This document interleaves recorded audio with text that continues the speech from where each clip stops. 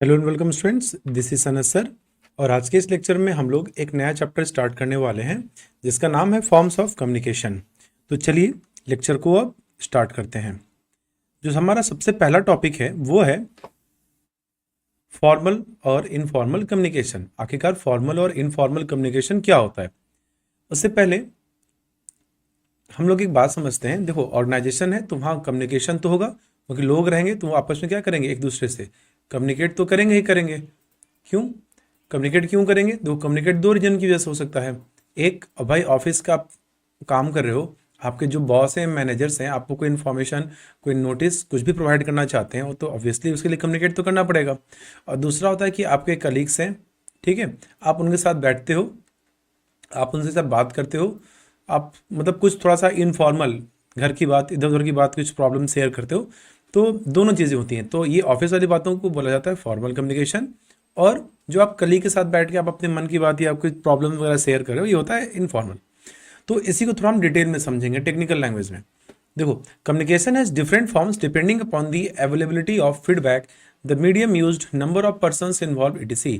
They are broadly classified into formal और informal. So communication को दो पार्ट में बांटा जाता है, दैट इज फॉर्मल और इनफॉर्मल। अब देखो, फॉर्मल कम्युनिकेशन क्या होता है।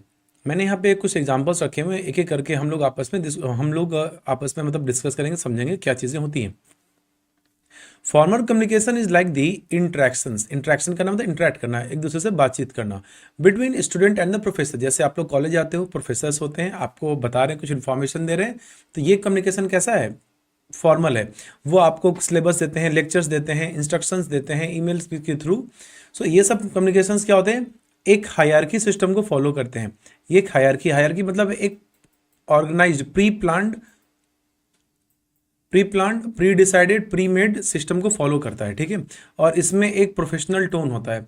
कोई आपसे इन्फॉर्मल, जैसे आप टीचर से बात करोगे, सर से बात करोगे, sir dear professor, excuse me ma'am, sir आप बोलते हो, ठीक है। तो आप उसका बात करने का एक प्रोफेशनल टोन होता है, तो वो कम्युनिकेशन कहलाता है फॉर्मल कम्युनिकेशन। इनफॉर्मल कम्युनिकेशन जैसे कि आप जब स्टूडेंट्स, आप लोगों के फ्रेंड्स हैं, आप लोग कहीं कॉलेज के कैफेटेरिया में गए, आप उसके कैंटीन में गए, आप वहाँ आपस में एक दूसरे से चिल होकर बात करो, यार तो वहाँ पढ़ाई कैसा चल रहा है, एग्जाम्स कैसे चल रहे हैं, कोई प्रॉब्लम तो नहीं हो रहा है, कुछ नोट्स मेरी क्लास से छूट गई थी, आप मुझे ये दे दो वो दे दो। तो ये कम्युनिकेशन कैसा है? इनफॉर्मल कम्युनिकेशन है, ठीक है। आइए एक और एग्जाम्पल देते हैं।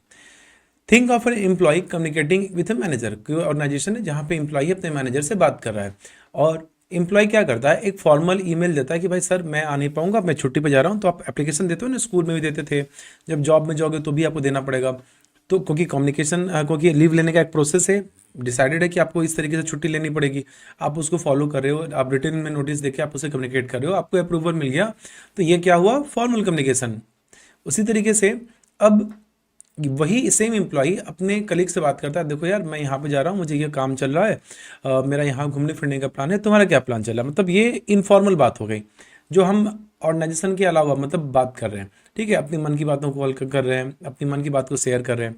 तो यहाँ पे क्या हो गया, ये चीज़ें हो गई आपकी इनफॉर्मल कम्युनिकेशन। अब देखो, इसमें इंपॉर्टेंट बात ये है कि किसी भी ऑर्गेनाइजेशन में ना बोथ टाइप ऑफ कम्युनिकेशन हमारे लिए क्या है, एसेंशियल्स हैं। जैसे देखो, फॉर्मल कम्युनिकेशन क्या होता है, इसमें क्लैरिटी होती है, ऑर्डर होता है। लेकिन कम्युनिकेशंस में क्या होता है, आपको इन्फॉर्मेशन, क्विक इन्फॉर्मेशन होते हैं, और इन्फॉर्मेशन की वैलिडिटी चेक करने का कोई तरीका नहीं होता है। फॉर्मल कम्युनिकेशन से क्या होता है भाई, प्रोफेशनलिज्म बढ़ता है, ठीक है, उसका एक रिकॉर्ड होता है, एविडेंस होता है। लेकिन इनफॉर्मल कम्युनिकेशन में ऐसा नहीं होता है, लोग का बस मोरल बुश होता है, मन की भावनाएं निकलती हैं। क्या होता है? साइकोलॉजिकल सेटिस्फैक्शन वहां पे होता है। क्लियर? आइए अब इसको डिटेल में देखते हैं। अब जैसे यहाँ पे डायग्राम में आप देख रहे हो, यहाँ ऑर्गेनाइजेशन है, यहाँ बॉस बैठे हुए हैं, सीनियर मैनेजर्स और सारे लोग यहाँ पर डायग्राम में आपको दिख रहे बैठे हुए हैं। तो आप समझ सकते हो यहाँ पे फॉर्मल कम्युनिकेशन सिस्टम को फॉलो किया जा रहा है। आइए इसको ध्यान से देखते हैं। It refers to the flow of messages along with the routes prescribed in the organisation structure which follows through a formal channel. तो जो फॉर्मल चैनल बने हुए हैं, जैसा चैनल बना हुआ कम्युनिकेट करने का, उसी चैनल के माध्यम से आपको इन्फॉर्मेशन शेयर करना है। तो ये क्या कहलाता है? Formal communication. These channels are designed to represent authority responsibility relationship। ये कैसे रिलेशनशिप को दिखाता है? Authority responsibility relationship. देखो इसका मतलब क्या हुआ, जैसे देखो अगर एक टॉप मैनेजमेंट है, आपने पढ़ा है ऑर्गेनाइजेशन 3 लेवल में बटा होता है, टॉप, मिडिल और लोअर। तो टॉप मिडिल को इन्फॉर्मेशन देगा, मिडिल किसको देगा, लोअर को। तो यहाँ पे पता चलता है कि आप जैसे मान के चलो कि मुझे छुट्टी चाहिए, तो मैं जाऊँगा अपने से सीनियर को बताऊँगा, जो भी वहाँ पे ऑर्गेनाइजेशन होंगे, मैनेजर्स को बताऊँगा, मैनेजर बताएगा उसके टॉप लेवल को कि ये आदमी जा रहा है। तो यहाँ पे पता चलता है कि मुझे किस आदमी को रिपोर्ट करना है, किसको क्या बातें लेनी है, किन से परमिशन लेना है, अप्रूवल कौन देगा। तो ये कहलाता है formal communication. It is a formal organization structure which follows through a formal channel. These channels are designed to represent authority responsibility relationship between different positions in the organization. तो देखो पहली बात यह है कि फॉर्मल चैनल को follow करता है। जैसे फॉर्मल चैनल मतलब जो सिस्टम व्यवस्था ऑर्गेनाइजेशन ने बना कर रखा हुआ है। दूसरा इससे पता चला कि भाई ऑथोरिटी रिस्पॉन्सिबिलिटी रिलेशनशिप किसके बीच में है। देखो ऑथोरिटी रिस्पॉन्सिबिलिटी का मतलब क्या, ऑथोरिटी किसके पास है, कौन बंदा रिस्पॉन्सिबल होगा, किसके पास जाके आपको इन्फॉर्मेशन आपको बतानी होगी, किन से परमिशन आपको लेना होगा। ठीक है कि और ऑर्गेनाइजेशन डिफरेंटली, ऑर्गेनाइजेशन में क्या होते हैं, अलग अलग पोजीशंस होते हैं। मैं आपको एग्जांपल देता हूँ। आपका जो लोअर लेवल होता है, वहाँ का जो सबसे सीनियर मोस्ट पर्सन होता है वो सुपरवाइजर कहलाता है। अब क्या होता है कि सुपरवाइजर के अंडर में बहुत तरह के लोग काम कर रहे हैं, लेबर्स हैं, वर्कर्स हैं काफ़ी सारे। तो वो बंदे के लोअर लेवल के जितने भी वर्कर्स हैं वो किसको बताएंगे, सुपरवाइजर को। सुपरवाइजर मिडिल लेवल के मैनेजर को बताएगा, मिडिल लेवल किसको बताएगा, टॉप लेवल को। तो ये हुआ ऑथोरिटी रिस्पॉन्सिबिलिटी रिलेशनशिप पता चलता है। It is an official communication among official for solving official problems.